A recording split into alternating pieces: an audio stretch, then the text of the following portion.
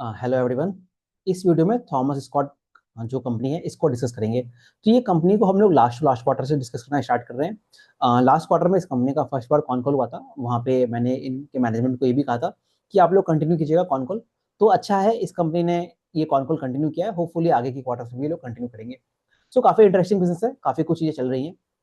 सो अगर आप देखेंगे इस कंपनी की शुरुआत कैसे हुई, तो शुरुआत बेसिकली 2010-15 साल पुरानी कंपनी है लगभग। तो ये लोग क्या करते थे, जो आपका कॉन्ट्रैक्ट मैन्युफैक्चरिंग करते थे बेसिकली। जो बड़ी बड़ी ब्रांड्स हो गई जैसे रेमंड्स वगैरह हो गए, उसके लिए इनकी जो सोलापुर में फैक्ट्री है वहां से कॉन्ट्रैक्ट मैन्युफैक्चरिंग करते थे, उनके लिए कपड़े बनाया करते थे। फिर कोविड आया 10 साल बाद लगभग, तो वहां पे लोगों का जो ऑनलाइन परचेस था वो काफी बढ़ गया, बिकॉज लोग बाहर जा नहीं पाते थे। तो वहां से इनको ट्रैक्शन दिखा, तो वहां पे इन्होंने एक हैमर स्मिथ नाम का ब्रांड लॉन्च किया। फिर उसके अगले साल मतलब 2022 में इन्होंने थॉमस स्कॉट नाम से कंपनी को स्टैब्लिश कर दिया। अब उसके बाद इन्होंने क्या किया, धीरे धीरे इन्होंने ऑनलाइन में अपने थॉमस स्कॉट के ब्रांड के खुद के कपड़े लॉन्च करना स्टार्ट किया। जितने भी चैनल पार्टनर्स हो गए आपके, जो अलग अलग वेबसाइट्स हैं, अमेजोन हो गया, मिंत्रा हो गया, फ्लिपकार्ट हो गया, एजियो हो गया, इन सभी पे जाके अपने क्लोथ्स वगैरह को सेल किया। सिर्फ अपने ही क्लोथ्स को सेल नहीं किया, एट द सेम टाइम जो बाकी जितने प्लेटफॉर्म्स हैं उनके भी जो ब्रांड्स वगैरह हैं उनके लिए बेसिकली लाइसेंस मैन्युफैक्चरर बन गया वहां से। और उनके कपड़े मैन्युफैक्चर करते थे, उनको सप्लाई करते हैं। तो उससे क्या होता है, उनको एक रिलेटेड भी जो आपकी कॉन्ट्रैक्ट मैन्युफैक्चरिंग में जो मार्जिन मिलते हैं उससे बेटर मार्जिन मिलते हैं। तो कंपनी उस तरह से बढ़ रही थी। फिर अगर आप देखेंगे साथ ही साथ इनका जो रिटेल सेगमेंट है, जहाँ पे ये लोग, ये खुद की वेबसाइट है जहाँ थॉमस स्कॉट के नाम से वहाँ पे कपड़े सेल करते हैं ये लोग। फिर उसके अलावा अगर आप देखेंगे बैंगलोर एरिया में इनके 6 रिटेल स्टोर्स है, जो कि बेसिकली अभी ज्यादा रेवेन्यू में कंट्रीब्यूट करता नहीं है, पायलट प्रोजेक्ट है बेसिकली। तो कंपनी उस तरह से आगे बढ़ रही है। फिर अगर आप देखेंगे इनके कुछ ब्रांड्स, ये ई कॉमर्स वेबसाइट जो होती है आपके गल्फ कंट्रीज हो गई, वहां से भी इनके ब्रांड्स वगैरह है। तो अगर आप इनके ब्रांड्स वगैरह को देखोगे तो सो तो जैसे अगर आप देखेंगे लाइसेंस मैन्युफैक्चरर, जैसे नामसी दुबई की ब्रांड हो गया, फिर आपकी नौसिया ब्रांड हो गई, जैसे रेमंड वगैरह के लिए ये लोग आपकी कॉन्ट्रैक्ट मैन्युफैक्चरिंग करते हैं। फिर इनकी जो ऑफलाइन स्टोर्स के बारे में हमने बात किया, और ऑनलाइन जो इनका फ्लैगशिप ब्रांड वगैरह है उस तरह से ये लोग चलते हैं। सो इसी में अगर आप देखेंगे कुछ इनके ई रिटेलर्स वगैरह हो गए, तो ये अलग अलग कंपनियों के नाम है, आप इसको पॉज करके रीड कर सकते हैं। सो कंपनी इस तरह से आगे बढ़ रही है। अब अगर आप इस कंपनी की जो पूरी मेथोडोलॉजी देखोगे ना, किस तरह से अपने सेल्स को ड्राइव करते हैं, तो इनकी कुछ स्ट्रेटजी है जो कि काफी डिफरेंट है when you are comparing it with other retail companies. Actually में इसको उस रिटेल फोकस्ड कंपनी से देखना भी नहीं चाहिए, इसको एक रिटेल प्लस एक टेक ड्रिवन कंपनी की तरह से देखना चाहिए। तो ये जो कंपनी है, तो बेसिकली इनका जो मेन स्ट्रेटजी है या फिर जो आप मोड कह लीजिए, वो है कि ये है कि बेसिकली जो ट्रेंड्स चल रहे हैं, मतलब सपोज कीजिए कोई फैशन वीक वगैरह हुआ, वहां में किस तरह के लोगों ने कपड़े देखे सेलिब्रिटीज वगैरह के, या फिर जो मार्केट में पूरा ट्रेंड मोमेंटम चल रहा है, जिस तरह ये कपड़े दिख रहे हैं, तो उन ट्रेंड्स वगैरह को कैप्चर करना, उसके बेसिस पे क्या करते हैं ये लोग, इनकी एक स्ट्रैटेजी होती है, उसको कहते हैं हाई विड्थ लो डेप्थ। कहने का मतलब क्या है, विड्थ मतलब आप चौड़ाई में बहुत सारे तरह के कपड़े रखे हो। कहने का मतलब क्या है, आप मान लीजिए 100 सैंपल्स के, मतलब 120 सैंपल्स किसी एक पर्टिकुलर डिजाइन के कपड़े बनाओगे, और उसके कुछ सैंपल्स बनाओगे, उसको अपने जो वेबसाइट्स वगैरह है वहां पे दिखाओगे। अब वहां पे ये देखोगे कि कंज्यूमर का जो ट्रैक्शन है वो कितना तेजी से आ रहा है। अगर वो तेजी से आएगा तो उसकी जो वॉल्यूम है उसको बढ़ा देंगे, है ना। तो अब लो डेप्थ डेप्थ डेप्थ लो है, कहने का मतलब ये होता है कि उसकी जो क्वांटिटी है उसको एक बार में ये लोग बहुत तेजी से, मतलब बहुत लार्ज क्वांटिटी में नहीं बनाते हैं। क्योंकि क्या होगा, सपोज कीजिए कोई एक इन्होंने प्रोडक्ट लॉन्च किया, मतलब एक कपड़े लॉन्च किए, अब अगर उसकी ट्रैक्शन ही नहीं है वेबसाइट्स वगैरह पे, इनके स्टोर्स वगैरह पे, तो वो तो बेसिकली इन्वेंटरी में रह जाएगा ना, और फिर उसको एंड ऑफ सीजन सेल वगैरह में निकालना पड़ेगा एट अ लो मार्जिन। तो कंपनी उस तरह से चलती है। फिर इसके अलावा इनके कुछ इंटरनल एआई वाले फीचर्स हैं, जहाँ पे लोग थ्रेड एआई और कैटलॉग एआई यूज करते हैं। उससे बेसिकली क्या होता है, जो आपकी कैटलॉगिंग है, मतलब किस तरह का डिस्प्ले वगैरह रहेगा, ट्रेंड्स वगैरह को कैप्चर करना है, वो सारी चीजों के बारे में ये लोग बात करते हैं। तो कंपनी अगर आप देखेंगे तो कुछ इस तरह से आगे बढ़ने की बात करता है। ओके, इसके साथ साथ इनका अगर आप देखोगे ना, जैसे एल्गोरिदम्स वगैरह हो गया, कीवर्ड्स हो गए, फिर आपके प्राइसिंग वगैरह जो चीजें होंगी, उन सभी चीजों को ट्रैक करते हैं। फिर आप देखिए, जैसे अगर आप देखते हो जितनी भी वेबसाइट्स वगैरह होती हैं, वहाँ पे एक सेक्शन होता है जहाँ पे आपको हाई एमआरपी दिखता है, और साथ साथ हाई डिस्काउंट वगैरह भी दिखता है। तो वहाँ पे ये लोग क्या करते हैं, अपने जो बेसिकली प्रोडक्ट्स वगैरह होते हैं वहाँ पे उसकी एमआरपी ज्यादा दिखा के उन बेसिकली उन पेजेस वगैरह पे जाने की कोशिश करते हैं, और वहां से अपनी सेल्स ग्रोथ और जो वॉल्यूम ग्रोथ है उसको ड्राइव करते हैं। फिर अगर आप देखेंगे ना, ये बेसिकली किस तरह ये कस्टमर सेगमेंट को टारगेट करता है, तो अगर हमने, जैसे हमने वी टू रिटेल को देखा है, फिर बाजार को देखा है, तो ये सारी जो कंपनी होती है ये बेसिकली एस्पिरेशनल मार्केट जो होती है उसको टारगेट करता है। तो वहीं पे अगर आप थॉमस स्कॉट को देखोगे ना, तो ये बेसिकली मास प्रीमियम कैटेगरी में काम करते हैं। कहने का मतलब क्या है, वैसे कंज्यूमर जो अभी नए नए नए ऑफिस आना स्टार्ट किए हैं, कहने का मतलब क्या है, 25 से 40 ईयर्स के बीच में जो एज ग्रुप होती है उनको टारगेट करते हैं। अब अगर आप इनके क्लॉथ्स वगैरह की प्राइसेस वगैरह देखोगे ना, तो लगभग मान लीजिए 700-1000 रुपीज से स्टार्ट होता है, और जब जो लाके लगभग आपका 2000-2500 रुपए के आसपास बीच में रहता है। तो इस तरह के कस्टमर सेगमेंट को टारगेट करते हैं। वन मोर इंटरेस्टिंग थिंग चीज आप देखोगे, जैसे जितने भी इनके क्लोथ्स वगैरह हैं, लगभग 80 से 85% जो है वो मेंस क्लॉथिंग के बारे में सेल करते हैं। उसका रीजनिंग क्यों देते हैं? बिकॉज ये लोग कहते हैं, अगर आप इस कंपनी को देखो ना, you will find another interesting thing कि जिनका जो रिटर्न एस्पेक्ट्स है, मतलब देखिए जो कैश ऑन डिलीवरी वगैरह होता है जिसमें कपड़े आते हैं, उसमें से कितने लोग रिटर्न करते हैं, तो वो सिंगल डिजिट मतलब 8%, 15% इस तरह के बीच में रहता है। वही जब आप इंडस्ट्री के ट्रेंड्स को देखोगे ना, तो वो लगभग आपका 20%, 30% उस रेंज में रहता है। तो ये लोग ये कहते हैं कि जो मेन है वो बेसिकली कपड़े कम रिटर्न करते हैं, तो वो भी एस्पेक्ट है। तो इसके अलावा अगर आप इनको और कुछ देखोगे ना, अब जैसे इन्वेंट्री मैनेजमेंट हो गया, वो किस तरह से ये लोग करते हैं। तो इन्वेंट्री के बारे में क्या चीजें रहती हैं, ये लोग इन्होंने अपने अलग अलग फुलफिलमेंट सेंटर्स बना रखे हैं, जो मेजर आपका एरियाज हो गया, जैसे कि सोलापुर हो गया, उन सभी एरियाज में इनके फुलफिलमेंट सेंटर है। तो वहां से क्या होता है, वहां से ये लोग कंज्यूमर के पास कपड़े को पहुंचाना हो गया, तो तुरंत वो पहुंच जाता है। वहां से लॉजिस्टिक्स कॉस्ट कम होता है। फिर मान लीजिए कंज्यूमर को कपड़े रिटर्न करने हैं, तो वहां पे वो तुरंत आ जाता है। तो इस तरह से कंपनी आगे बढ़ रही है।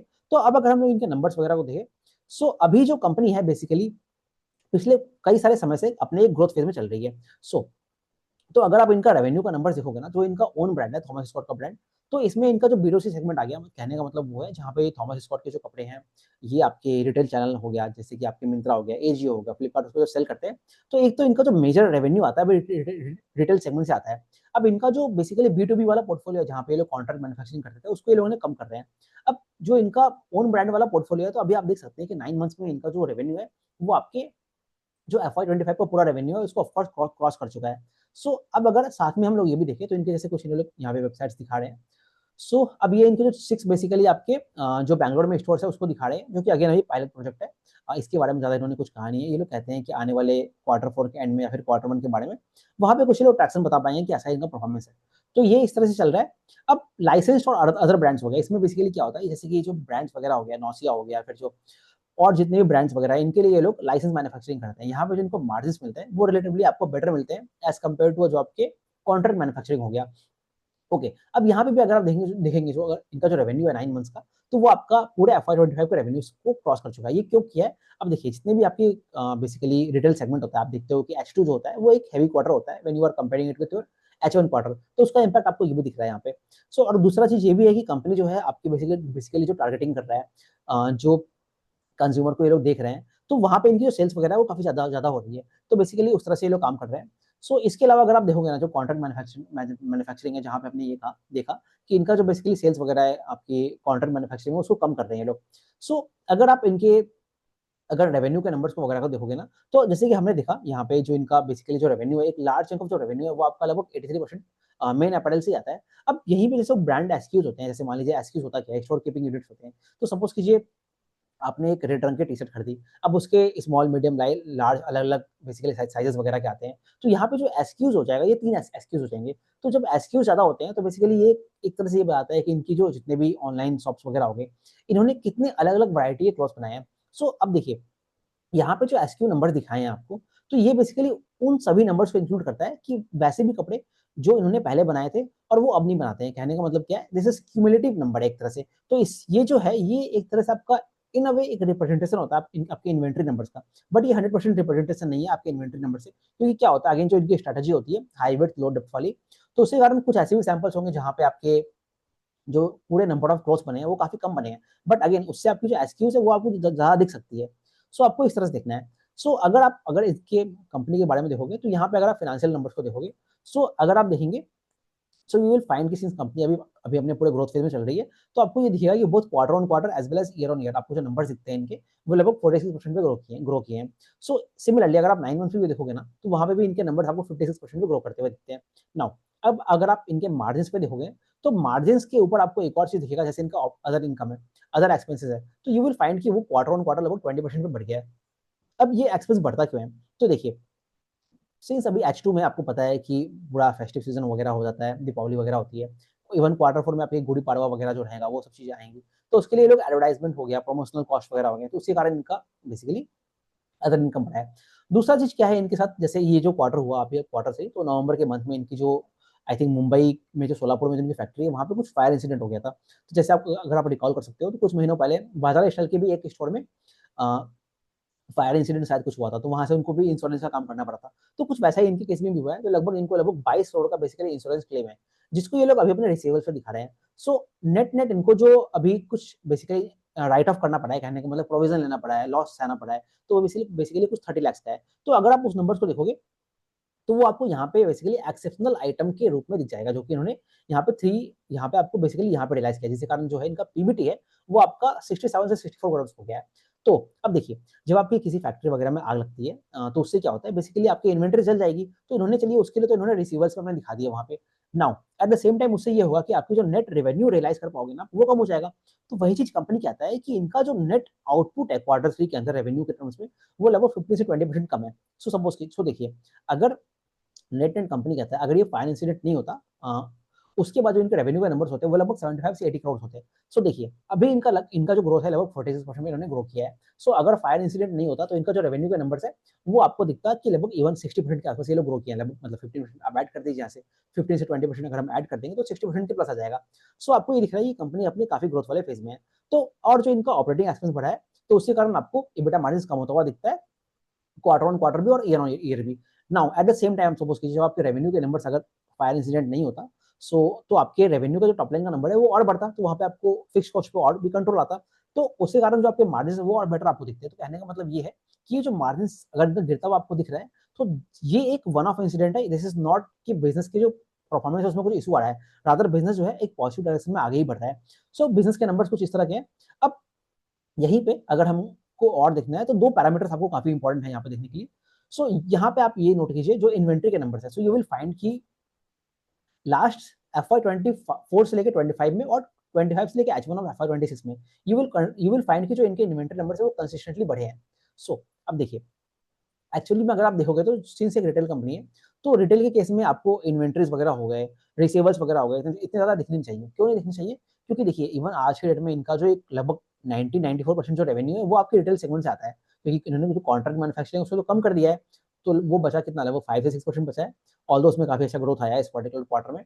सो हैविंग सेड दैट, तो इनकी जो इन्वेंटरी साइकिल्स वगैरह हो गए, वर्किंग कैपिटल डेज हो गई, वो लीन होनी चाहिए। अब ये तो कोई वैसा शक्ति एवं जैसा बिजनेस नहीं है जहाँ पे आपके पैसे अटकते हैं। तो इनके केस में ऐसा क्यों हुआ है? तो इन्होंने कुछ कुछ कारण दिए हैं बेसिकली इन्वेंटरी वगैरह के। तो देखिए, एक तो बेसिकली जो फायर इंसिडेंट हुआ है उसके कारण हो गया है। दूसरा चीज ये है कि इनकी जो इन्वेंट्री होती है उसमें बेसिकली जो कस्टमर्स रिटर्न करते हैं ना अपने कपड़े, तो जब तक वो कपड़े इनके पास रिटर्न होकर आते नहीं है, तो तब तक वो बेसिकली लोग उस चीज को अपने इन्वेंटरीज वगैरह में दिखाते हैं। तीसरा चीज ये भी देख लीजिए, और जो कारण होते हैं इसके अलावा, अभी जो इनका ये वाला कारण रहा है, अगर हम इनके पीपीटी में देखें, सो तो आप देखेंगे यहाँ पे कि इनका इस कारण से, मतलब इनका ऐसे होता है, अगर आप इनके क्वार्टर्स के नंबर देखोगे ना, तो जनरली आप ये देखते हो कि सिंस एक ऑनलाइन मॉडल हो गया, पायलट प्रोजेक्ट तो अभी स्टार्ट ही हुआ है। सो उसके कारण क्या होता है, जैसे मान लीजिए कोई फेस्टिव्स वगैरह आए, तो वहीं पे एक लार्ज चंक ऑफ जो इनका सेल्स वगैरह होता है वहां से मिलता है। सो कई बार क्या, जैसे आप देखते हो दीपावली वगैरह हो गया, जनरली आपके अक्टूबर महीने में पड़ता है, सितंबर अक्टूबर में पड़ता है। तो क्या होता है, क्वार्टर के एंड में आता है, तो उसके कारण में जो इनके इन्वेंट्री के नंबर है वहां से आपको बढ़ते हुए दिखते हैं। बट अगेन, जैसे जैसे बिजनेस अभी स्केल करेगा, तो आपको इनके जो इन्वेंट्री के नंबर है और जो पूरा इवन रिसीवर्स का नंबर है, वो आपको वहां पे से घटता हुआ दिखना चाहिए। क्यों? क्योंकि जो बिजनेस है वो अल्टीमेटली आपका एक रिटर्न मॉडल पे, उसी मॉडल में आगे बढ़ रहा है। तो इन्वेंट्री के नंबर उतने ज्यादा तो नहीं होने चाहिए। तो ये चीज है। अब इसके अलावा ये लोग जो इन्वेंट्री है उसको कैसे मैनेज करते हैं, सब उसकी जो कोई कोई ऐसा बेसिकली इनका जो क्लोथ्स है जो बेसिकली मार्केट में बिक नहीं रहा है, तो उसके लिए क्या करते हैं, उसके लिए basically end of season sales वगैरह में उसको लो मार्जिन, मतलब लो कॉस्ट उसको सेल कर देते हैं, जैसे कि वीडियो रिटेल रिटेल भी करता है। तो बेसिकली उस स्ट्रेटेजी को फॉलो करते हैं। फिर इसके अलावा अगर हम लोग कुछ और चीजें देखें, तो ये लोग गाइडेंस वगैरह के बारे में क्या बात करते हैं। सो देखिए, अभी जो कंपनी है बेसिकली पहले तो कुछ गाइडेंस देता नहीं है। तो ये लोग ये कहते हैं कि जो भी ग्रोथ मोमेंटम चल रहा है हमारा, उसको हम कंटिन्यू करेंगे। तो जैसे आप सपोज कर सकते हैं, जैसे कंपनी कंसिस्टेंट वे में अभी लगभग जो ये लोग कहते हैं कि जो पूरा मास प्रीमियम सेगमेंट है वो लगभग 25% पे ग्रो कर रहा है। सो ये लोग उससे बेटर ग्रो करने की बात करते हैं, और सिंस ये लोग ग्रोथ वाले फेज में है, तो लगभग 40% के ऊपर से ये लोग ग्रो कर ही रहे हैं consistently. So we can expect की जो कंपनी का जो ग्रोथ मोमेंट है उसको कंटिन्यू रखेंगे। और मैनेजमेंट भी कुछ इसी तरह से गाइडेंस देता है। फिर इसके अलावा मार्जिन के बारे में अगर आप देखेंगे, तो कंपनी कहता है कि लगभग 12 से 15% का जो मार्जिन है उसको हम मेंटेन रखेंगे। सो अगर आप देखोगे तो एक्चुअली बेटर है ये, अभी इनका जो मार्जिन है वो लोअर रेंज की तरफ है, मतलब कहने का मतलब ये है कि 12.5% के आसपास है। सो जैसे जैसे बिजनेस स्केल करेगा, तो वहां पे मार्जिन के बढ़ने के चांसेस काफी ज्यादा है। सो उस तरह से देखना है। सो इसके अलावा अगर आप देखेंगे, सो इसके अलावा ये लोग क्या कर रहे हैं, जो कुछ जैसे ग्लोबल ई कॉमर्स ब्रांड हो गया, मतलब इंडिया के बाहर के जो ब्रांड्स है वगैरह, जैसे इन्होंने आपने देखा कि ये जो दुबई में ब्रांड है उसके साथ भी कोलैबोरेट कर रहे हैं। तो ये लोग और भी कुछ पायलट प्रोजेक्ट कर रहे हैं जिसके बारे में हमें आने वाले क्वार्टर से मालूम चलेगा। तो कंपनी कुछ इस तरह से आगे बढ़ रही है। अब इसके अलावा अगर आप पूरा इस बिजनेस को देखोगे ना तो बिजनेस के नंबर तो काफी अच्छे हैं, बट उसके अलावा भी आपको ये चीज देखना है कि अभी जो बिजनेस है इसको आप बाकी जैसे और रिटेल कंपनीज होगी उनसे कंपेयर नहीं कर सकते हो। तो जैसे अभी आप इस कंपनी को देखिए, फर्स्ट ऑफ ऑल आपको ये देखना है कि जो इनके इन्वेंट्री और रिसीवेबल्स के नंबर है वो काफी ज्यादा है। तो आने वाले क्वार्टर्स में आपको जैसे जैसे कंपनी ग्रो करेगा तो उस पैरामीटर को देखना पड़ेगा। दूसरा चीज ये है कि सिंस ये कंपनी काफी डिपेंडेंट है आपके ट्रेंड्स वगैरह को आइडेंटिफाई करने में, सो सपोज कीजिए कभी अगर ट्रेंड आइडेंटिफाई नहीं कर पाए तो वहां पे इनके जो पूरे सेल्स वगैरह के नंबर है वो घट जाएंगे। तो इसमें कंपनी का जो कहते हैं कि ये लोग ये कहते हैं कि जनरली जो ट्रेंड्स वगैरह होते हैं वो ऐसा नहीं है कि 2 महीने के लिए आया चला गया। तो जनरली ये लोग ये कहते हैं कि मान लीजिए 2 या 3 साल पहले कोई ट्रेंड आया है तो वो ट्रेंड अभी भी चल रहा है। तो कहने का मतलब ये है कि इनके कोई ट्रेंड जो विन कर रहा है, कहने का मतलब ये है कि सपोज कीजिए एक बेसिकली उन्होंने एक प्रोडक्ट बनाया, वो प्रोडक्ट कस्टमर के साथ काफी अच्छा पिच कर रहा है बेसिकली, तो उसकी सेल्स काफी ज्यादा हो रही है। सो ये लोग ये देखते हैं कि अगर कोई चीज सक्सेसफुल हो गई तो वो पिछले 2 या 3 साल में वो रहा है, मतलब कुछ 2 या 3% ही ऐसे ट्रेंड है जो कि बेसिकली डिक्लाइन हुए हैं। तो कहने का मतलब क्या है, 90-95% जो ट्रेंड है वो कंटिन्यू होते हैं, बट अगेन वो चीज आपको देखनी पड़ेगी। फिर इसके अलावा कैश फ्लोज वगैरह जो है वो भी इनको इंप्रूव करना पड़ेगा, सिंस आपकी जो वर्किंग कैपिटल है वो इंप्रूव होगी तो वहाँ भी उसमें भी इसका पैरेलली इंपैक्ट दिखेगा। फिर इसके अलावा अगर आप देखेंगे जैसे अभी आने वाले क्वार्टर्स में सिंस अभी इनका लगभग 22 करोड़ का जो इंश्योरेंस का पैसा है वो आपके रिसीवर्स में अटका हुआ है, तो वो चीज में कैसा आउटलुक रहेगा वहाँ पे उस पैरामीटर को हमको चेक करना पड़ेगा। फिर इसके अलावा अगर आप देखोगे ना, सो तो बेसिकली कंपनी तो अभी अच्छा ही कर रहा है, अपने ग्रोथ फेज में चल रही है। सो आपको इस तरह से पूरे बिजनेस को देखना है। सो कंपनी अभी तो अच्छा कर रहा है, तो देखते हैं कैसे आने वाले क्वार्टर्स में कैसे नंबर्स वगैरह रिपोर्ट करते हैं। अभी ये कंपनी काफी छोटे स्केल पे ग्रो कर रही है, तो लेट्स सी कैसा कंपनी ग्रो करता है। नंबर्स तो देखेंगे तो काफी अच्छे हैं, बट अगेन वहाँ पे जो बेसिकली रिसीवेबल्स हो गया, इन्वेंट्री डेज के नंबर है, वो आपको पैरामीटर चेक करते रहना पड़ेगा। So we will keep on tracking this company. Hope आपके डाउट्स क्लियर हो गए होंगे। Thank you very much.